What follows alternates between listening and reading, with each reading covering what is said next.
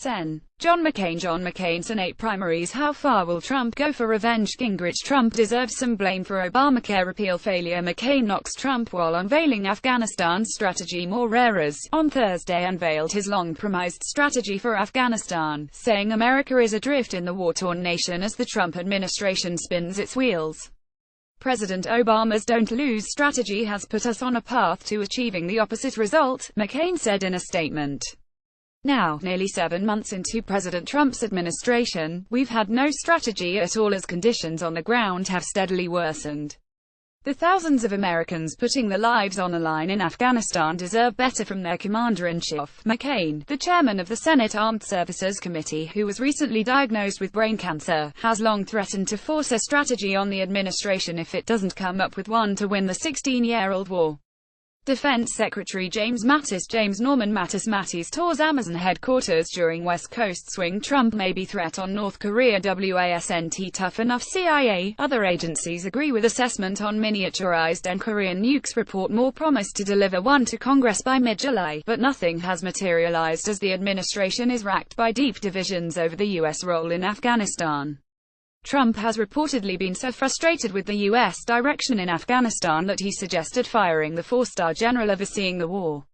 McCain said he developed his strategy, which he is filing as an amendment to the annual defense policy bill, after consulting with some of the country's most experienced and respected former military and intelligence officials. Adopting a new strategy for achieving America's national security interests in Afghanistan is a decision of the highest importance, one that should be subjected to rigorous scrutiny and debate within our government, he said.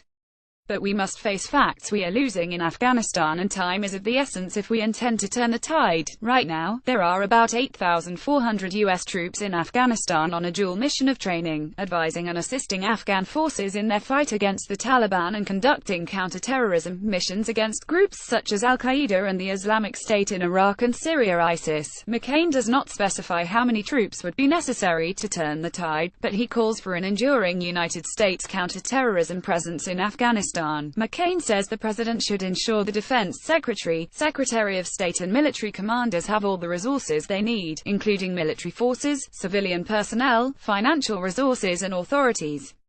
He adds that the United States should pursue an integrated civil-military approach that includes deploying more U.S. troops, providing more targeting authority against the Taliban, Haqqani Network, Al-Qaeda, ISIS and other terrorist groups that threaten the United States, its allies and its core interests, and pursuing a joint agreement with the government of Afghanistan for a long-term, open-ended U.S. presence.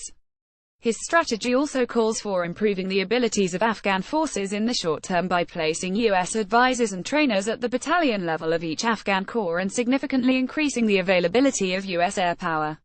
In the long term, the U.S. would provide sustained support as the Afghans improve their own capabilities, including intelligence, logistics, special forces, airlift and close air support.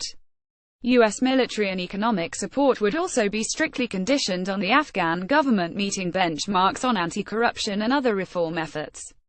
McCain's strategy also includes Pakistan, which would be subject to graduated diplomatic and military costs as long as it continues to provide support and sanctuary to terrorist and insurgent groups. Finally, it calls for intensifying U.S. diplomatic efforts with Afghanistan, Pakistan, China, India, Tajikistan, Uzbekistan, Turkmenistan and other nations to promote political reconciliation in Afghanistan.